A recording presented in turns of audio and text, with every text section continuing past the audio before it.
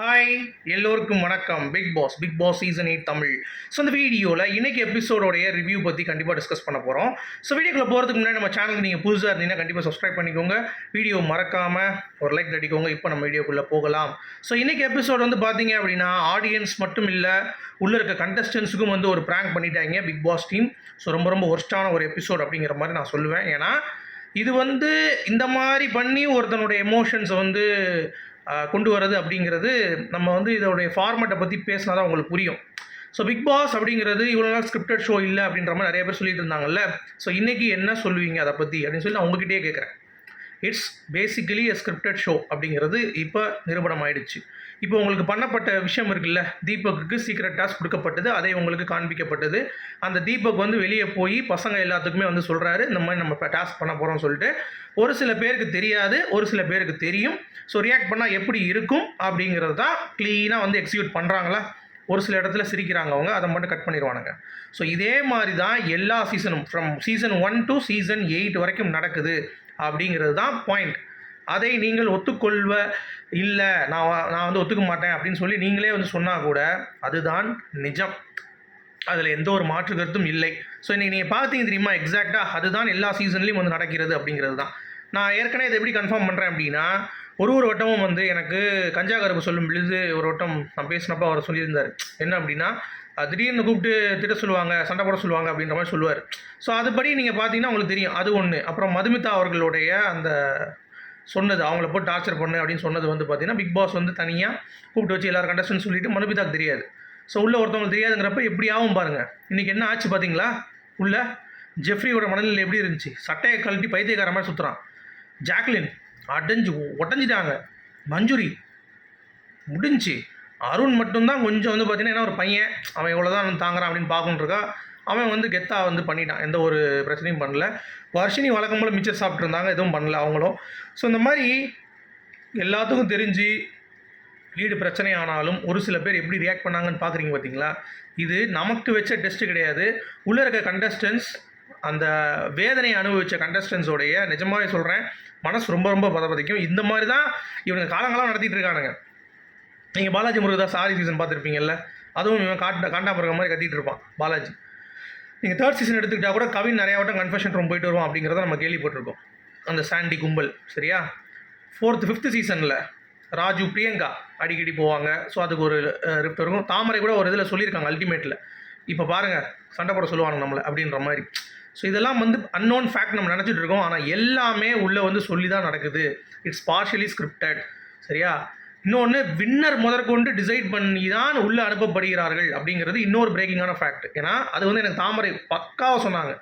என்னால் அடித்து சொல்ல முடியும், பிக் பாஸில் பாலாஜி முருகதாஸ் தான் வின்னர் அல்டிமேட்டில் அப்படின்னு சொல்லி முதல் நாள் அவங்களுக்கு சொல்லப்பட்டிருக்கு.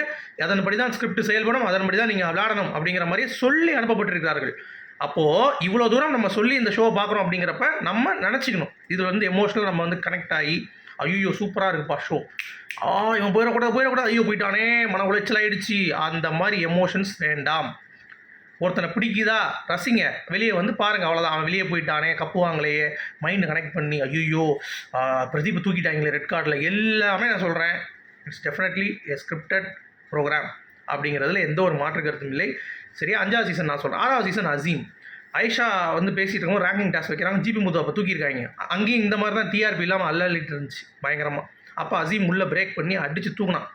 திடீர்னு எல்லாத்தையும் தீடின்றான், வாடி போடின்றான், எதுக்குடா அவன் சொல்கிறான் அப்படின்ற மாதிரி இருந்துச்சு. அதுவே அந்த கண்டென்ட்டாக மாற்றி கொண்டு போயிட்டானுங்க. 7வது சீசன் எடுத்துக்கோங்க, பிரதீப் ரெட் கார்டை போச்சு, ஒரு ஒயில்டு கார்டை உள்ளே இறக்கி ஒயில்டு கார்டு வின்னர் ஆகணும் அப்படின்ற ஸ்கிரிப்ட் எழுதி பண்ணானுங்க. இந்த வட்டமும் என்ன பண்ண போகிறானுங்க, 6ல் 2 பேர் எடுத்தானுங்க, ரவீந்தர் அண்ட் அரிஜித். பண்ண முடியாது. ஏஆர்எம் கான்செப்டில் 6 தான் இப்போ அடுத்து வின்னர் அப்படின்றது அவங்களுடைய ஐடியாலஜி. ஏன்னா அதுதான் கலகலாம் பண்ணிட்டு இருக்காங்கிறப்ப இப்போ யாரை கூட்டு வரணும், யாரையாவது 6 வந்து கூட்டு வரணும்னு சொல்லிட்டு ராணுவ வந்து உள்ளே இறக்குறாங்க. இறக்கி அவனுக்கு ஓட்டு இல்லை. அப்போ என்ன பண்ணுறானுங்க, இந்த மாதிரி ஒரு ப்ராங்கை கொடுத்து ராணுவுக்கு கொஞ்சம் வந்து எஃபர்ட் கொடுப்போம்னு சொல்லி எஃபர்ட்டை கொடுக்குறானுங்க. அதுக்கு எல்லாத்துக்கும் சொல்ல வச்சு அவனை பெர்ஃபார்ம் பண்ண வச்சு மக்கள் ஓட்டு பார்த்தீங்களா செதறி போட்டிருக்காங்க, பார்த்தீங்களா இல்லையா? ராணுவுக்கு எவ்வளோ ஓட்டு போட்டிருக்காங்க பார்த்தீங்களா? அப்போ எல்லாமே மக்களை வந்து நீங்கள் முட்டாளாக்கிட்டு இருக்கீங்க அப்படிங்கிற மாதிரி தான் வந்து க்ளீனாக சொல்லிடலாம் இதன் மூலமாக, கரெக்டாக. ஸோ இப்படிப்பட்ட ஒரு நிகழ்ச்சியை நான் என்ன சொல்கிறேன்னா, எமோஷ்னலாக மக்கள் கனெக்ட் பண்ணுற ஒரு விஷயம். இதையும் மீறி நம்ம பிக் பாஸ் எமோஷ்னலாக கனெக்ட் பண்ண ஆடியன்ஸுக்கு நான் சொல்கிறேன், தயவு செஞ்சு காலத்தொட்டு கூட கும்பிட்றேன், எமோஷ்னலாக நீங்கள் கனெக்ட் ஆனீங்க அப்படின்னா இந்த நிகழ்ச்சியை புறக்கணிங்க.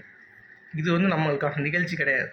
ஜஸ்ட் ஒரு ஃபன்னுக்கு பார்க்குறேன், எவன் போனால் எனக்கு என்ன, எவன் செத்தா எனக்கு என்ன அப்படின்னு சொல்லி பார்க்குறவங்க மட்டும் இந்த நிகழ்ச்சியை பாருங்கள். இல்லாட்டி உங்களுக்கு ஜெஃப்ரி நிலைமை, இன்றைக்கி ஜாக்லினோட நிலைமை, இன்றைக்கி மஞ்சுரியோட நிலைமை தான் பிக் பாஸ் பார்த்துட்டு இருக்க ஆடியன்ஸுக்கு ஏற்பட்டு இருக்கு வெளியே அப்படிங்கிறதை நீங்கள் புரிந்து கொள்ள வேண்டும். இதில் நம்மளும் கஷ்டப்படுறோம், உள்ளே இருக்க கண்டஸ்டன்ஸ் கஷ்டப்படுறாங்க. இது கடைசி வரைக்கும் ஸ்கிரிப்ட் அப்படிங்கிறத மெயின்டைன் பண்ணி வெளியே வந்து எடுத்துகிட்டு வரானுங்க. எல்லோரும் உள்ளே போனவங்க வந்து பார்த்தீங்கன்னா 100% இது நாட் ஸ்கிரிப்டட் அப்படிங்கிறத ஒருத்தன் கூட உடச்சி பிரேக் பண்ணி சொன்னதே கிடையாது. தெரியுமா உங்களுக்கு?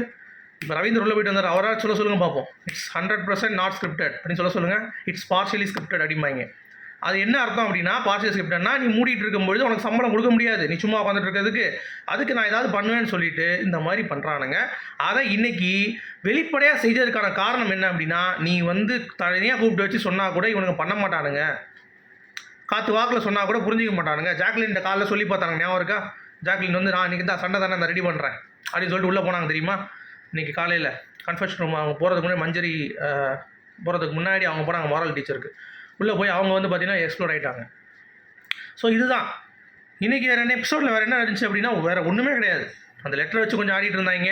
காலைல எந்திரிச்சாங்க, காலைல எந்திரிச்சு இந்த சுற்றி எழுத்தியெல்லாம் காணாமல் போயிட்டு ஆனந்தியெல்லாம் எடுத்து வச்சுருந்தாங்க. அடுத்து ஸ்ட்ரைட்டாகவே இந்த டாஸ்க் போயிட்டாங்க. ஒரு டாஸ்க் ஆடி NFB வின் பண்ணாங்க கேர்ள்ஸ் வந்து நாமினேஷன் ஃப்ரீ பாஸ் வின் பண்ணோடனே அடுத்து ஆரம்பிச்சது தான் இது. எல்லாம் என்னென்ன பெர்ஃபார்மன்ஸ், ரஞ்சித்தெல்லாம் பார்த்து மிரண்டாங்க எல்லாருமே. என்னடா இப்படி நடிக்கிறேன் அப்படின்ற மாதிரி. ஒருத்தன் கேரக்டரும் எப்படி பண்ணுறாங்க, சௌந்தர்யாலாம் நம்மளால் நினச்சி கூட பார்க்க முடியல, அந்தளவுக்கு பெர்ஃபார்மன்ஸ் பண்ணுறாங்க. எப்படா இதெல்லாம் பண்ணுறீங்க அப்படின்ற மாதிரி தான் நானே ஆச்சரியமாக தான் பார்த்தேன். இவ்வளோ ஒரு பெர்ஃபெக்டான ஒரு ஆர்டிஸ்ட்டு வேல்யூ பண்ணி இதை பண்ணுறாங்க அப்படிங்கிறப்ப மக்கள் அப்போ இத்தனை சீசனாக வந்து ஏமாற்றி அதில் வந்து பார்த்திங்கன்னா குதிரை ஏறி இருக்கானுங்க அப்படிங்கிறது பார்க்கும்பொழுது நிஜமாவே பிக் பாஸ், நீ நிஜமாவே பிக் பாஸ் தான்டா அப்படின்ற மாதிரி தான் தோணுது.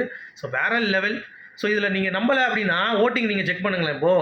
இப்போ நீங்கள் ஓட்டிங் செக் பண்ணிங்கன்னா, ஓட்டு போட்டிங்கன்னா கரெக்டாக பாருங்கள், ராணுவ வந்து எத்தனை இடத்துல இருக்கார் பாருங்கள், 4வது இடத்துக்கு வந்துட்டார். 27,000 ஓட்டு. எவ்வளோ இருந்துச்சு தெரியுமா ஓட்டு அவருக்கு, ராணுவுக்கு? ராணுவுக்கு 6,000 ஓட்டு இருந்துச்சு. நீ ஒரே 4 எபிசோடில் இவன் வந்து தெருக்கி விட்டான், செதற விட்டான், கதற விட்டான் அப்படின்னு சொல்லிட்டு தூக்கி போய் அங்கே ஏற்றிட்டாங்க. இப்போ அடுத்து சௌந்தர்யா பிஆர்எஸ் உள்ளே போயிருக்கா, ஆச்சு ஊச்சின்னுமா, அதுவும் பாருங்கள் மொதல் இடத்துல. இப்போ இந்த மாதிரி ஷோக்கு பிஆர் வச்சுட்டு போகிறது வந்து நல்லது தான் போல தெரியுது. ஏன்னா இவங்க எப்படினாலும் யாரானாலும் எப்படினாலும் மாற்றுவானுங்க. திடீர்னு ஒன்றை வந்து நெகட்டிவாக ப்ராஜெக்ட் பண்ணுவான், பாசிட்டிவாக ப்ராஜெக்ட் பண்ண வாய்ப்பு இருக்குது. ஸோ அப்படி இருக்கப்போ பார்த்துக்கோங்க. எனக்கு ஓட்டிங் இப்போ இன்ட்ரெஸ்ட்டே இல்லை நான் சொல்கிறதுக்கு. ஏன்னா இதுவே அவங்க டிசைன் பண்ணுறது தான். நம்ம என்ன தான் சொன்னால் கூட அது வந்து ஃப்ரூட்ஃபுல்லாக இருக்காது அப்படிங்கிறது தான் பாயிண்ட். சரியா? அப்போ இந்த வாரம் எவிக்ஷன் வந்து கேர்ள்ஸ் பாஸ் வின் பண்ணாங்கன்னா கண்டிப்பாக யாராவது காப்பாற்றிடுவாங்க. எனக்கு தெரிஞ்சு மஞ்சரியை காப்பாற்றுவாங்க. ரியா வந்து இந்த வாரம் வெளியே போயிடுவாங்கன்னு நினைக்கிறேன். இப்போ ஓட்டிங் வச்சு பார்க்கும்போது அப்படி தான் தெரியுது. மற்றபடி இன்றைக்கி எபிசோடில் மன உளைச்சல் தான் ஏற்பட்டது. யார் என்ன அப்படின்னு சொல்லிட்டு. மற்றபடி 0 இன்றைக்கி எபிசோடு. ஆனால் இதை ஒரு நல்ல விஷயம் என்னென்னா, இதை கன்டினியூ பண்ணுறேன்னு சொல்லியிருக்காங்க. இது யாரும் ஓப்பன் பண்ணல. நாளைக்கு அதை வச்சு ஏதாவது ஸ்கிரிப்ட் ப்ளே பண்ணி இதை வச்சே நம்ம வந்து ஓட்டலாம். இப்போ நம்ம சத்யாவுக்கும் ராணுவுக்கும் ஒரு பஞ்சாயத்து பண்ணி வச்சுருக்காரு கடைசி அருண். அவன் என்ன சொல்லியிருக்காங்கன்னா, லவ் வந்து வேணுங்கிறது ஒருத்தவங்க, லவ் வேணாங்கிறது ஒருத்தவங்க மாதிரி ஸ்கிரிப்ட் பண்ணியிருக்காங்க, சண்டை போட்டது. ஸோ நாளைக்கு லவ் பண்ண சொன்னால் ஒருத்தன் எந்திரிப்பான், பண்ண சொல்லன்னா இன்னொருத்தன் சண்டை போடுவான். ஸோ நாளைக்கும் சண்டை இதை வந்து கொண்டு போகிறாங்க. பாவம் ஜெஃப்ரி, ஜாக்லின் எல்லாருமே ஏமாளியாகவே இருக்க போகிறார்கள். ஸோ மக்களை அருமையாக முட்டாளாக்கிறார்கள் பிக் பாஸ் அப்படின்னு சொல்லிட்டு இந்த வீடியோ நான் முடிக்கிறேன். உங்களுடைய கருத்து சொல்லி மீண்டும் சந்திப்போம். Good bye.